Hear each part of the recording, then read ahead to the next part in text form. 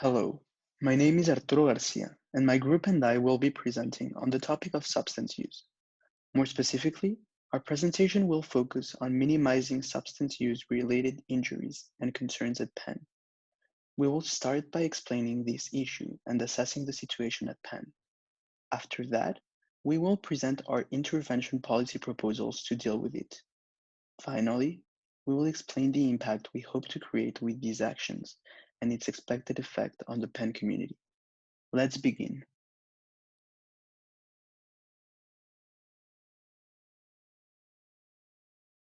First, a little bit of background. Why substance use matters.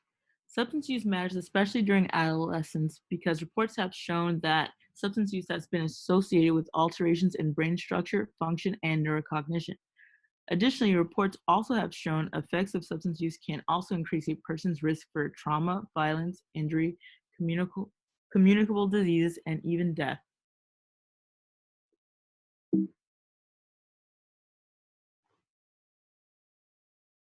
In terms of alcohol, one of the most widely available and used drugs, studies have also shown that excessive alcohol use can cause permanent brain damage.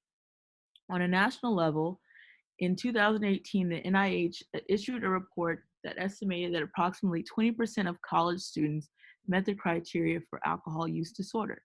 Additionally, the report also estimated that 696,000 students were assaulted by another student who had been drinking, in addition to 1,825 college students who died from alcohol-related injuries that year. In diagnosing and investigating the prevalence of substance use concerns on a local level, a 2017 study conducted by the Pennsylvania Liquor Control Board reported elevated levels in Pennsylvania compared to the national average. Specifically, the report detailed that the average number of drinks consumed per week per student at a Pennsylvania institution was 5.1 drinks, which is higher than the national average of 4.3 drinks. Additionally, the report also said that the percentage of students who report having binge drunk at a Pennsylvania institution was 47.8%, which is again higher than the national average of 43.6%. In relation to monitoring and assessing the prevalence of substance use concerns at our home institution, we see similar, slightly higher elevated rates compared to the national average.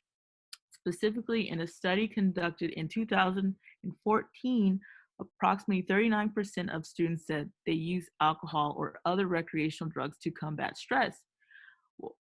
Additionally, approximately 25% and 10% of students report high-risk drinking and chronic drinking, respectively.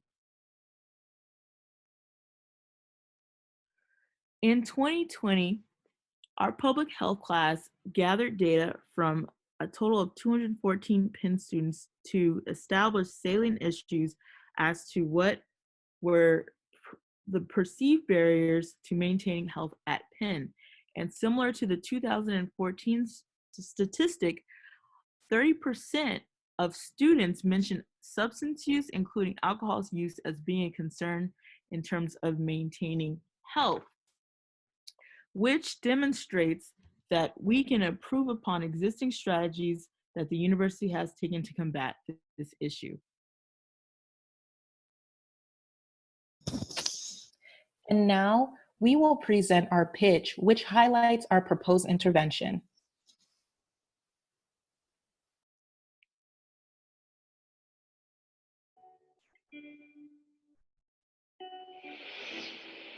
Dear Amy Gutman, as you know, substance use by college students is a major issue at US colleges and universities.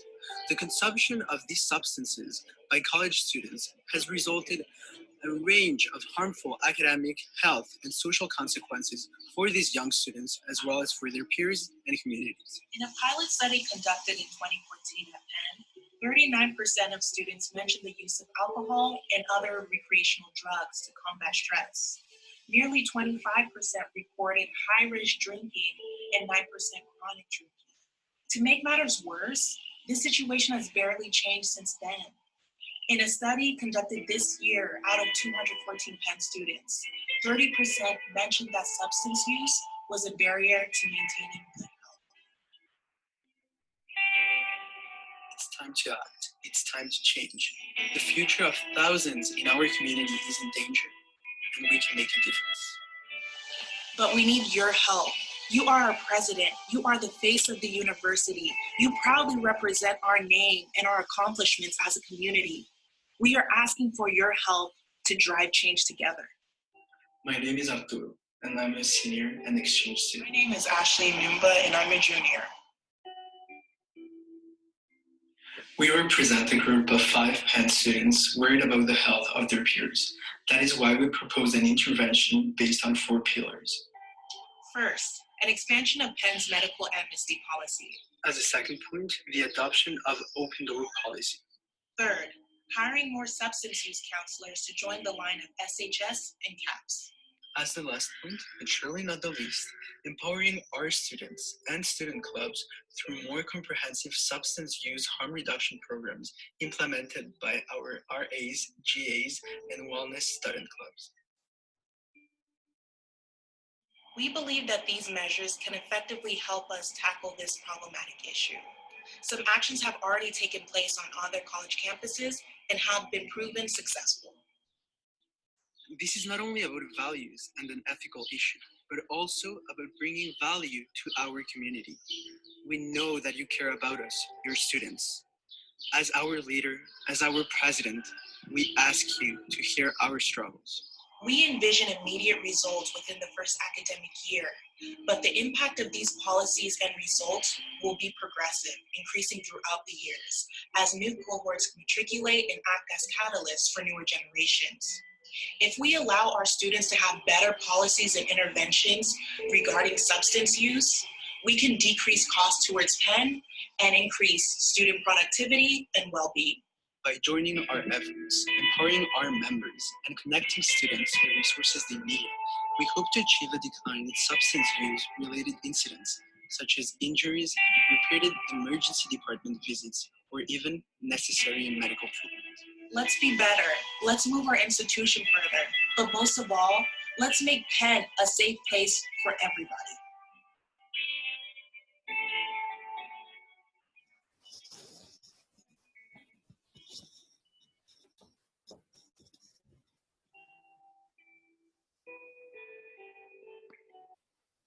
Okay, so as our pinch mentions, we propose 4 interventions to tackle this issue. First is the expansion of Penn's medical amnesty policy. Second is the adoption of the open door policy modeled after Stanford and other college campuses. Third, hiring more substance use counselors. And fourth, educating peer health groups and housing staff on more comprehensive substance use harm reduction programs to better help students. We have identified 7 stakeholders and have divided them up accordingly. Primary stakeholders, or the target of the intervention, comprises of students. Secondary stakeholders, or those that can help, or in some cases are paid to help the primary group, include MERT, other student wellness clubs, and housing staff, such as deans, GAs, and RAs. Finally, the key stakeholders, or those that have the power to implement this plan, include Amy Gutman and trustees, the Office of Alcohol and Other Drug Program Initiatives, administrators, student health administrators, and CAP staff. As of now, policy and intervention regarding substance use at Penn comes across as fragmented, and this is not how it should be. What we are trying to do is bridge the gap between the primary, secondary, and key stakeholders and mobilize to create better partnerships. It needs to be clear that we all share the same goal of ensuring student safety. In essence, we are trying to create an initiative that reduces silos.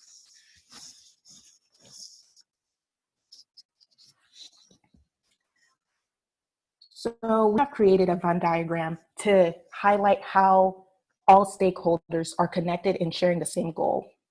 In the outside, you can see that each group has a concern. So for the primary stakeholders, having a supportive environment as well as fear of being reprimanded are current concerns that they have.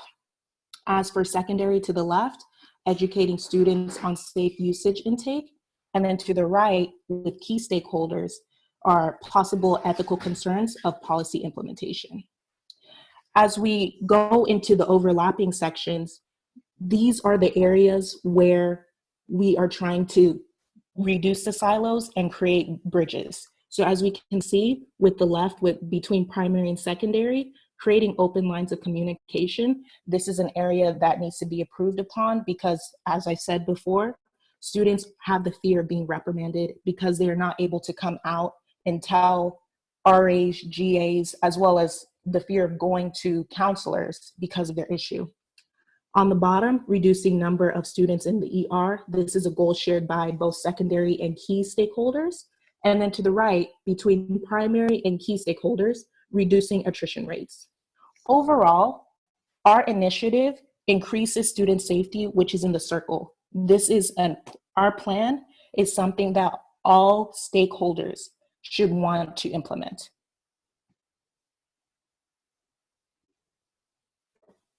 So how can we work together to decrease substance use health concerns and related incidents on Penn's campus? Everybody plays a part in this. Key stakeholders must empower primary and secondary stakeholders to take action about ensuring proper and safe substance intake. Specifically, Amy Gutman reports to the Board of Trustees of the University of Pennsylvania and can use her influence to convince these leaders, as well as others, to make this a priority. Secondary stakeholders need to inform, educate, and empower primary stakeholders. It is important that students are given information regarding substances, new university policies related to substance use, as well as how to get help if they have a substance use concern.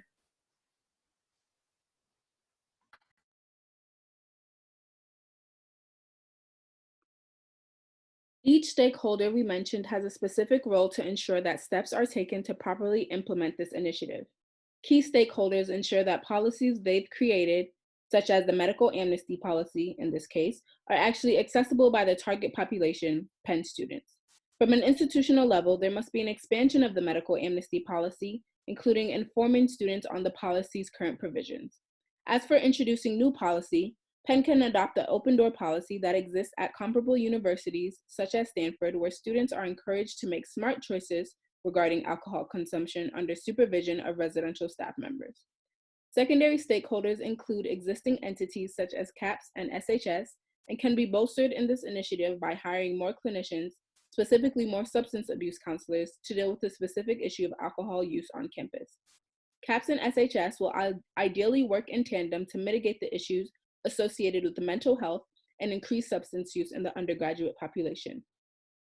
For primary stakeholders, Penn students, we want to make it clear that harm reduction strategies are more effective with their collaboration.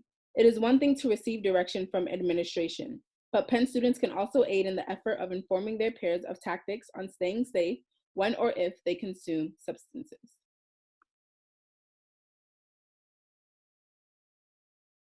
Ensuring that people who are employed by the University of Pennsylvania are doing their jobs and doing them well is essential. Trainings are useful to keep CAPS clinicians, for example, equipped with the necessary tools to help students who may have substance abuse issues. As we mentioned, the partnership between CAPS and SHS will be most important during this time. As we are dealing with a specific issue, we need specific people on the front lines to help navigate the complexity of substance use among the undergraduate population here at Penn and other universities in general. RAs and GAs live and work in the living spaces of most of our undergraduate population, and therefore are liable for many minors, as 55% of the undergraduate population at Penn does not live off campus. And freshmen and sophomores are now required to live in the university dorms. Mandatory training with students will ensure they know the steps to keep these students safe while empowering them to make the right decisions. Cooperation is the goal, and we want students to know that their safety is our priority, regardless of the decisions that they may make. Staff are here to help them. They are here to protect them. Under the existing bureaucracy of the university dorm, residential student managers under residential services can train house deans who can train RAs and GAs to ensure safety protocols are clear to implement.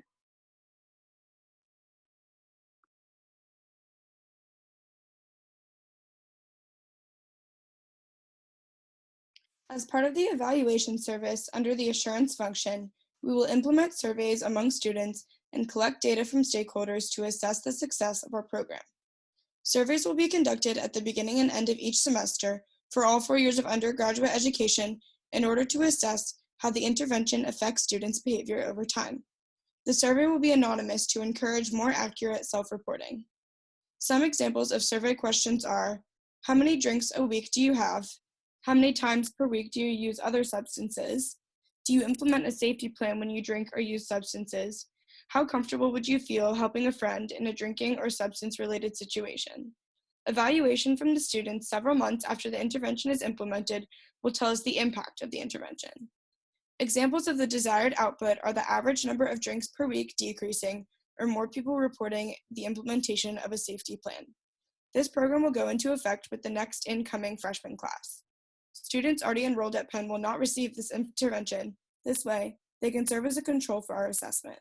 Although they won't have the preemptive harm reduction counseling, older students will still have access to the increased CAPS and substance counseling services, encompassing the link to and provide care component of public health. These students will also take the survey at the beginning and end of each semester, and we will evaluate their results compared to those who experienced the intervention since freshman year. We will also use data from our stakeholders to evaluate the success of our intervention. We will receive a report from MERT, the Medical Emergency Response Team, each semester, stating the number of drinking or substance-related MERT incidents for each grade. This will allow us to compare those with and without the intervention over time.